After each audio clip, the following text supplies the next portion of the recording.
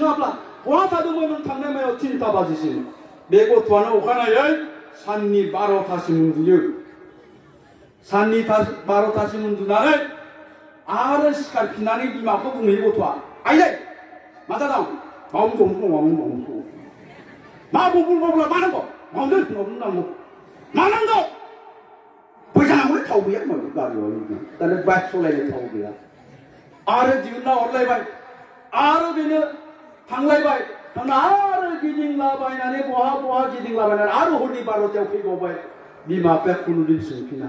बेलाय बहा डक्टर जानो बेलाय बहा इन्जिनियार जानो बेनो 18 बोसोर जायैयावनो हाबा जागोन बेनो जौ फाग्ला जागोन बेनो गान्जा सोबग्रा जादों बेनो देन्दाय जाग्रा जादों आरो बेबायदि जायोबा जोंनि न'खरनि फिउचारा मा जागोन मानोना जोंहाथ' दा गथ'फ्रा सासेल'सो दङ सोरबा 10 जन फिसा गोनां दंना हायोबाय गोदोनिया थागोन बे आयंमोननिया आबैमोननिया दानि दिनावथ' सानैल'सो सोरनाबा जुदि गेदेरानो फिसा हौवाबाथाय गैला सासेल' ना मेक्सिमाम सानैल' फिसा हिन्जाव सासे फिसा हौवा सासे दा फिसा हौवा सासेबा बिमा बिफा फिसा हौवा फिसाजोखौथ' बिलाइहरगोन गुबुनाव सासेल' फिसा बे सासेल' फिसायानो जुदि मोजां जायाब्ला नोंनि न'खरा मा जागोन नोंनि न'खरनि जारिमिना मा जागोन बे बुहुमनिफ्राय गोमालांगोन ना लाङा बे फिसा सासेयानो लेखा फरायनानै माबा मोनसे जाथारनांगोन आरो जुदि माबा मोनसे जानो हायाब्ला गाज्रि जाबाय होनबाथाय दिनैनि दिनाव गाज्रि जानाया माखौ होनो बे गथ'आ ड्राग्स एडिक्टेड जाबाय बे गथ'आ हरनि 12टायाव बाइक साखावलाबायग्रा जाबाय मालाबा सौग्रावनानै दुब्ला थैसिगोन गोदोनि दिनाव गाज्रि जाबाय होनबा स्कुल गारदोंमोन लावखार थादोंमोन दाहोना थादोंमोन दानि दिनाव गाज्रि जाबाय होनबा बेनो ड्राग्स एडिक्टेड जाबाय जौ फाग्ला जाबाय बाइक साखावलाबायग्रा जाबाय बै भैरबकुन्दफ्राव गोदान बोसोरनि बेरायहैलाबायनानै लोंथिंलाबायनानै बाइक साखावलाबायनानै बहाबा सौग्रावनानै दुब्ला थैबाय मा जागोन फिसाला गैला बिमा बिफा बोराय बुरैल'सै बिसोरबोथ' थैगोन दुब्ला थैबाय फेमिलिया बोरै नोंनिया दिनै गोबां न'खरा बे थासारियाव फैदों दा बेखायनो सांग्रां जा गारजेन नोंथांमोननि साफ्रोमबो फिसायानो जा जानो गोसो बेखौनो जानो हायो बिसोरखौ जों जि खालामनो गोसो बेखौनो खालामनो हायो नाथाय सानफेरदोंना सानफेराखै जोंनि बिमा बिफाया आंनि फिसायाबो मेट्रिकआव 95% लाखिनो हायो आंनि गथ'आबो डक्टर जानो हायो आंनि गथ'आबो इन्जिनियार जानो हायो होनना सानफेरदोंना सानफेराखै जोंनि बिमा बिफाया आरो सानाखैब्ला मानो जानो आरो सानदोंब्लासो होबथानो हानो रावबो होबथानो हाया थाखा फैसाजों धोन सम्पतिजों गथ'खौ मोजां खालामनो हाया आं जे दहाय बुंदोंमोन जोंनि जायगानि मानसिफ्रा 80%आनो ओंखाम रानोमोन दिनै 1%बो ओंखाम रानग्रा गैलिया तारमाने 80% ओंखाम रानजाग्रानि फिसाफोर गोरिब गुन्द्रानि फिसाफ्रानो दिनै मास्टार जादों प्रफेसार जादों गतिके नोंथांमोननि गथ'आबो जागोन बिनि थाखाय जोंनो थाखा फैसा धन सम्पतिनि गोनांथि गैया थाखा फैसा धन सम्पतिजों जाया नैबेजोंसो जायो साननायजोंसो जायो नों मा सानदों बेजोंसो जायो थाखा फैसाजों जुदि डक्टर इन्जिनियार जानो हानायब्ला गोबां जासिगौमोन आंहा गोबां लोगो दं कौटि थाखा गोनां 3 ताला 4 ताला बिल्डिं गोनां गारि मटरनि आंखाल गैया बिसोरबो मा खालामदों गावनि फिसाफोरखौ बेंगालराव फरायनो थिनहरदों दिल्लीयाव फरायनो थिनहरदों कलकातायाव फरायनो थिनहरदों मालाबा जोंजों टेबोलाव रायलायोबा बुङो बिफाफ्रा मा बुङो फिसालाया 2 लाख फैसा बिहरदोंलै 2 लाख मानलाय माबा जुथा बायनो जुथा मा जुथा बायनो 2 लाख नांगौ जोंथ' साननायनि बायजोआव बियो जुथा बायनो 2 लाख नांगौ दे थाखा दं मालाय नोंस्रा हरगोन थिगानो दङ जुथा बायनो 2 लाख हरबाय 5 बोसोरनि उनाव दिल्लीनिफ्राय न'आव फैफिनबा माबायदि जानानै फैयो ओरै जानानै फैयो दाखंखं गोरना गेद्दा जानानै फैयो मानो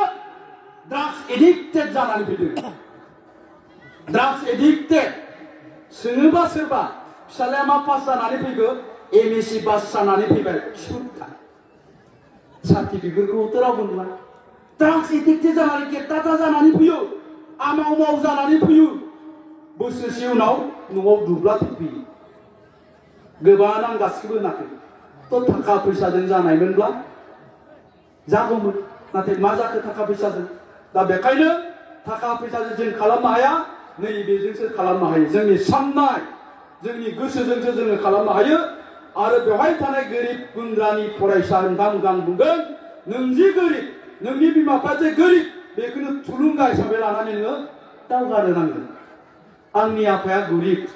खामला मावनानै जाग्रा हाजिरा मावनानै जाग्रा आबाद मावनानै जाग्रा गतिके आङो मोजाङै गोसो होनानै फरायनोसै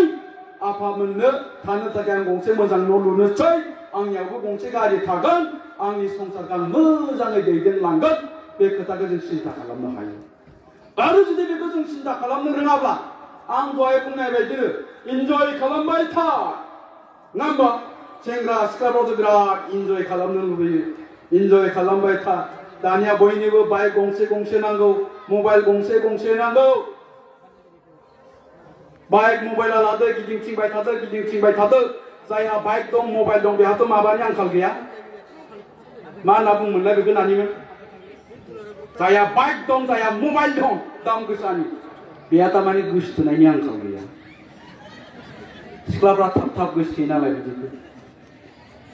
बाइकबो मोनबाय मबाइलबो मोनबाय गोसोथोनाय मोनबाय गिदिंथिंबाय थाबाय मा सामफ्रामबो न'आव लायनांगौ मा सामफ्रामबो गिदिंबाय थानांगौ लाबोखानोसैलां होननानै 18 बोसोर जायावनो प्लट लाबोनायबाय आरो मा जाबावबाय 6 मास जास्लाबियावनो हिनजावाबो उसुं गुदियाव सोरजोंबा रायलायो मबाइलाव हौवायाबो दुब्लि बारियाव सोरजोंबा रायलायो दाने बेहाबो गोसोथोनाय दंबावो बोसोरसे जास्लाबियावनो गारलायलायबाय आरो हिनजावाबो बेलेग गोसोथोनाय लालायबावबायसो बेलेगा लांलायबावबायसो ओंखायनो मालाबा सानो बात मासि मोजां जुग फैखोलै बे टाइमावसो जोनोम जानांगौमोनलै आंबो सानलायलाङो आरोखि गारलाय 15 जनसो लानो हागौमोन दा जोंनि समाजा बेबायदि जायोब्ला माबोरै जागोन बेलाय नङा होमबा माबोरै जागोन बियो दा बेखायनो फरायसा नोंथांमोन लाइमोन नोंथांमोन नों गावखौ दानायजों लोगोसे बे ओनसोलखौ जौगाहोनो गोनांब्ला नोंसोरो लेखा गोरों जानांगोन आरो लेखा गोरों जानांगौनि थाखाय आं दहाय बुंनाय बायदिनो थांखि लानांगोन नों मा जानो नागिरदों थांखि गैयाब्ला नों मा जानो नागिरदों बेखौनो नों मिथियाब्ला नोङो लेखा फरायनोबो गोसो जानाय नङा आंथ' बुंगासिनो दङ बे थानाय बे नानिमोना साफ्रोमबो मास्टार प्रफेसर डक्टर इन्जिनियार जानो हायो मिथिबाय दा नोङो सानफेरदोंना सानफेराखै बिनि सायावसो सोनारगोन दा सानाखैब्ला आंबो नोङो दिनैनिफ्राय नोङो सिन्था खालामनो हायो दिनैनिफ्राय थांखि लानानै